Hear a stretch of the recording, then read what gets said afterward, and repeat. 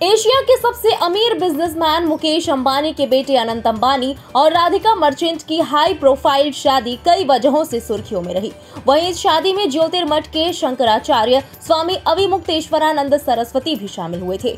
वहीं इसके बाद जब एक प्रेस कॉन्फ्रेंस के दौरान उनसे राधिका मर्चेंट और अनंत अंबानी की शादी में शामिल होने के बारे में सवाल किया गया, तो सुनिए शंकराचार्य ने क्या कुछ कहा। अंबानी परिवार ने अपने बेटे का विवाह किया। हमारे यहाँ ये माना जाता है कि महाजनों के रास्ते पर ये समाज चलता है। महाजनों ये नगद सपंथा। ये भी कहा गया है यद्यदाचरति श्रेष्ठः तत्तदेवेतरो जनः सहयत प्रमाणम कुरुते लोकस्तदनुवर्तते। जैसा विशिष्ट जन कर देते हैं, आम लोग भी उसी का अनुकरण करते हैं। तो हमको जब ये बताया गया कि ये ऐसा एक विवाह अंबानी परिवार के द्वारा किया जा रहा है जिसमें लंबे समय तक कई कार्यक्रम आयोजित किए जा रहे हैं, लेकिन किसी एक दिन भी एक बोतल शराब नहीं परोसी जा रही। पूरी तरह से इस बारे में दृढ़ता से व्यवस्था बनाई गई है कि शराब किसी भी दिन किसी हालत में परोसी नहीं जाएगी। हजारों व्यंजन बनाए जा रहे हैं अलग अलग मौक़ों पर, लेकिन एक दिन भी कोई भी मांसाहार का व्यंजन उसमें नहीं बनाया जा रहा। इतना ही नहीं, बहुत सारी जो धार्मिक विधियां हैं उनका यथावत अनुपालन किया जा रहा है। और आशीर्वाद गोष्ठी में पहले भगवान की पूजा करके उनसे आशीर्वाद लिया जा रहा है, फिर गुरुजनों से आशीर्वाद लिया जा रहा है, फिर श्रेष्ठ पुरुषों से आशीर्वाद लिया जा रहा है। इस तरह से भारतीय संस्कृति का अनुसरण करते हुए ये विवाह किया जा रहा है। तो हम लोगों ने समझा कि ऐसे कार्य को अपना आशीर्वाद देना चाहिए, जिससे हमारे देश में अब क्या हो गया है हम जानते हैं। हम तो बड़े लोगों में भी जाते हैं और सामान्य लोगों में भी जाते हैं, गरीब से गरीब घर में भी जाते हैं। हमको पता है आज परिस्थिति ये है कि विवाह का आयोजन करने पर बाराती ही नहीं आते, कह देते हैं कि हमारे लिए क्या व्यवस्था है, अमुक चीज़ की व्यवस्था है कि नहीं।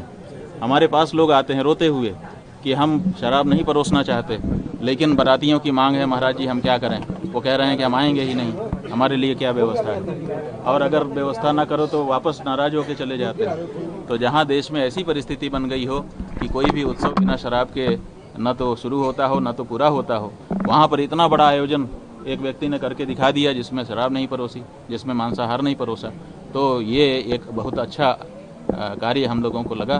तो हम लोगों ने समझा कि जा करके इनको आशीर्वाद करना चाहिए, और उन्होंने बड़ी श्रद्धा से बुलाया था और मर्यादा रखते हुए सब निभाया भी। स्वामी जी, अखिल भारतीय संत समिति ये आरोप लगाई है कि संतों को शादी विवाह में नहीं जाना चाहिए, इस पर क्या कहेंगे आप? देखिए, शादी विवाह क्या है पहले ये समझना पड़ेगा। ये जो शब्द बोल रहे हो आप ना, अगर ये उन्हीं के द्वारा कहा गया, संत समिति के किसी व्यक्ति के द्वारा कहा गया शब्द है तो हमारी आपत्ति है। हमारे यहाँ शादी होती ही नहीं है। शादी शब्द ही हमारे हिंदुओं का नहीं है, हमारे यहाँ विवाह शब्द है। तो शादी का तो सवाल ही नहीं है हिंदू में। आप शादी शब्द का उच्चारण ही कैसे कर पाते हो, पहले तो ये बताओ। और दूसरी बात ये है कि विवाह है क्या, तो आप जानेंगे कि हमारे वेद में, हमारे शास्त्र में 4 वर्ण और 4 आश्रम बताए गए हैं। 4 आश्रम में ब्रह्मचर्य आश्रम, गृहस्थ आश्रम, वानप्रस्थ आश्रम और संन्यास आश्रम है। और इनमें चारों में हमारे शास्त्रों ने, विद्वानों ने कहा है धन्यो गृहस्थ आश्रम। गृहस्थ आश्रम सबसे बड़ा आश्रम, सबसे धन्य आश्रम बताया गया है। क्यों? क्योंकि बाकी के जो 3 आश्रम हैं वो भी गृहस्थ आश्रम पर ही निर्भर करते हैं। ब्रह्मचारी के पास कोई उत्पादन नहीं है, वो गृहस्थ आश्रम से ही स्वयं उत्पन्न होता है और गृहस्थ आश्रम से ही उसको खाने पीने को मिलता है, पालन पोषण होता है। इसी तरह से वानप्रस्थ और सन्यासी भी अपने पास कुछ नहीं रखता है, जब उसको भूख लगती है तो गृहस्थ आश्रम के पास जाना पड़ता है। हमारे गुरुजी महाराज कहा करते थे, हम लोग सन्यासी हैं, 23.5 घंटे के शहंशाह हैं।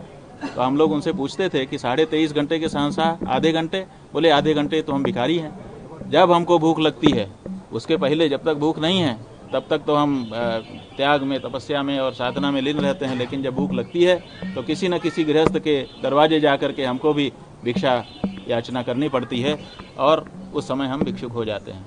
तो ऐसी परिस्थिति में जो गृहस्थ आश्रम है उस गृहस्थ आश्रम को अगर हम बल नहीं देंगे तो कौन बल देगा, और अगर हमारा गृहस्थ आश्रम बिगड़ गया तो फिर भारतीय संस्कृति ही बिगड़ जाएगी। इसलिए गृहस्थ आश्रम की इस तरह से अवहेलना न की जाए और ये ना कहा जाए कि गृहस्थ आश्रम में किसी को आशीर्वाद देने के लिए नहीं जाना चाहिए।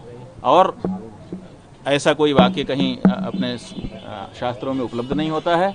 और हमारे जो पूर्व पुरुष हैं उन पूर्व पुरुषों में पुरी के शंकराचार्य पूज्यपाद निश्चलानंद निरंजन देव तीर्थ जी महाराज का अभी चित्र हमारे पास आया है।